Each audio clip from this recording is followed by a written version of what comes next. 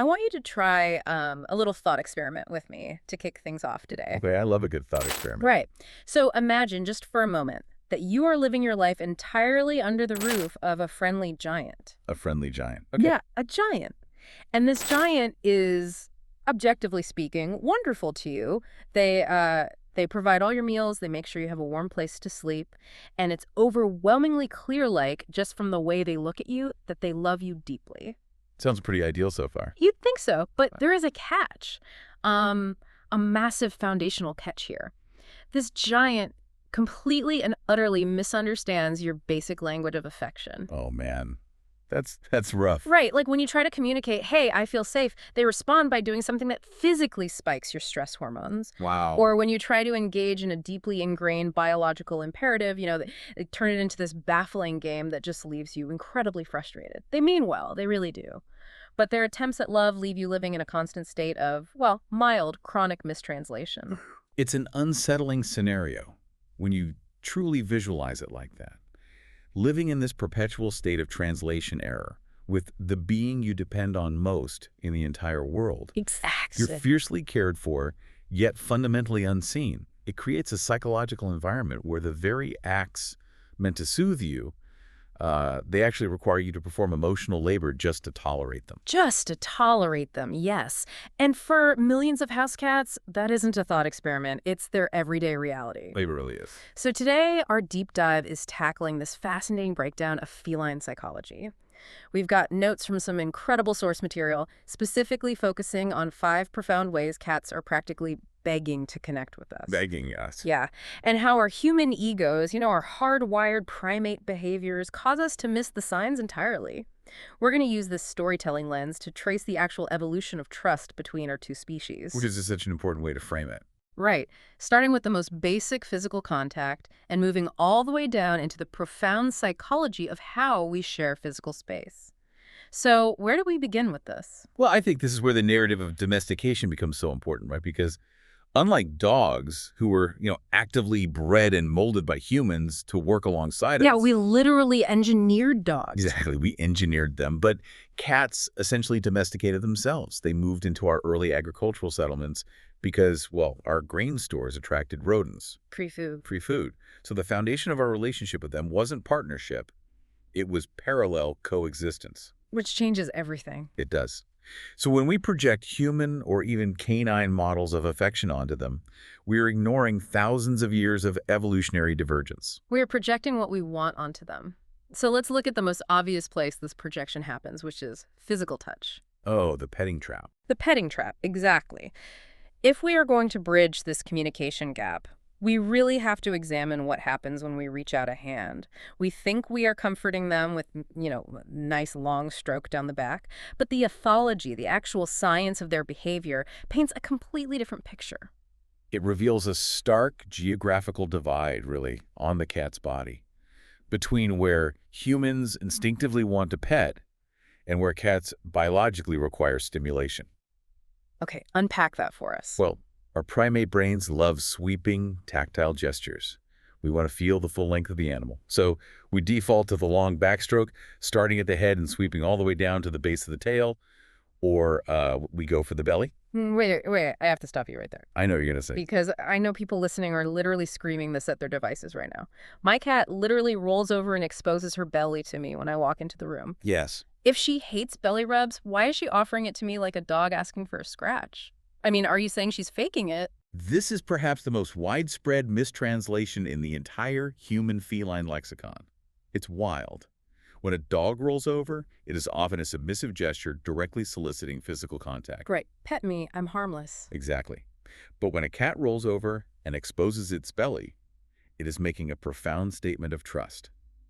The abdomen houses all their vital organs, right? So it is their most vulnerable physical zone. By exposing it to you, your cat is saying, I trust you enough to let my guard down completely in your presence. Oh, wow. So it's a visual communication. It is not a physical invitation. Precisely. They're communicating safety. Yeah. But when the human instantly reaches down and aggressively rubs that exposed belly, we are essentially betraying that trust. Ouch, that hurts to hear. I know.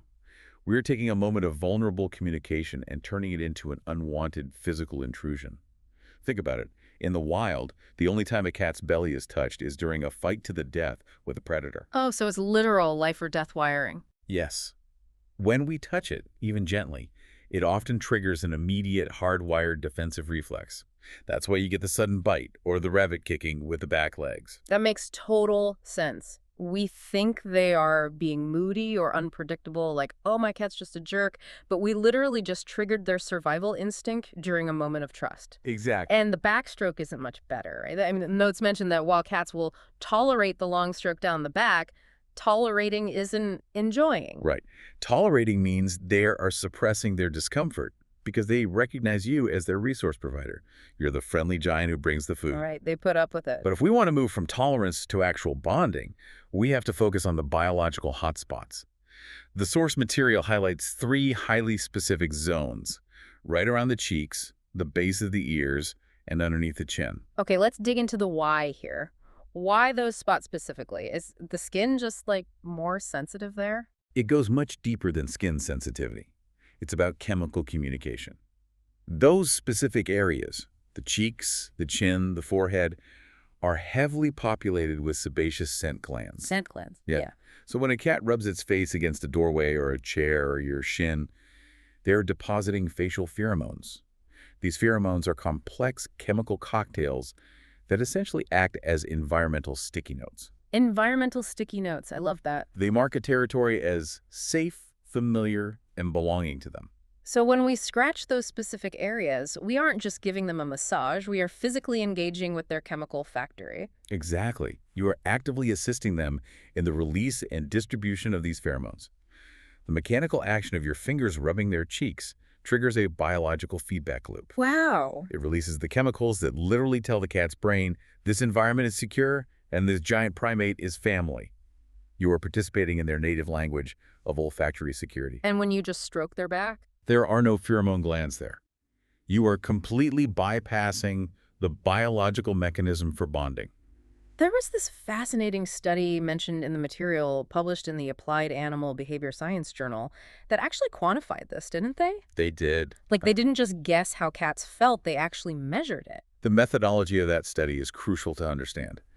The researchers systematically touched cats in different zones and monitored a spectrum of physiological and behavioral markers. They're not just looking for a purr. Not just a purr. They monitored pupil dilation, the frequency of slow blinking, heart rate variability, and subtle displacement behaviors. Displacement behaviors, what are those? Those are those little nervous tics animals do when they are stressed but trying to hide it, like sudden lip licking or when their skin twitches. Oh, like when their back kind of ripples. Yes, exactly. See? Skin rippling is a huge one. Okay, and the data from this was pretty overwhelming, right?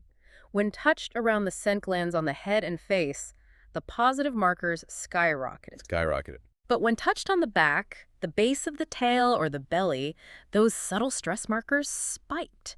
The cats were exhibiting physiological stress that the owners were completely blind to. Completely blind, because humans are looking for overt signs of distress, hissing, scratching, running away. We miss the micro-expressions. We miss the slight flattening of the ears. Yes, the tension in the whiskers, the stiffening of the spine.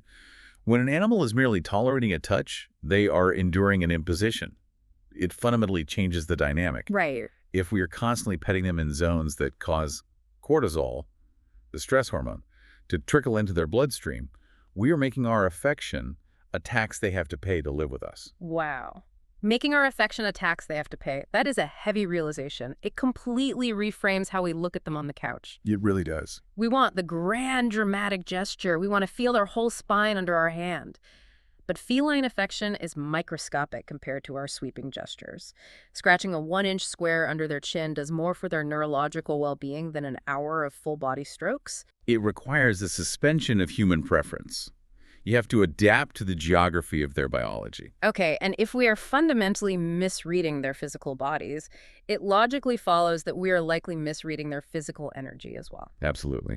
Which brings us to the next profound disconnect in the narrative, how we process play. Because if petting is about chemical safety, play is about the raw, evolutionary imperative to hunt. This is where human projection creates intense behavioral issues in the home. I mean, we entirely misunderstand the sequence and the psychological weight of play for a cat. We've all seen this scenario or lived it. You go to the pet store, you buy a highly rated feather wand, you bring it home, you wave it around enthusiastically. Waving it like crazy. Right? And the cat watches it, maybe pounces once or twice, and then just walks away and sits down. The immediate human reaction is, oh, they're bored. This toy is a dud, or my cat is lazy. Yeah, we blame the cat. But the ethological breakdown here is paradigm shifting. They aren't bored. They are deeply, deeply frustrated. And it's because we're forcing them to play like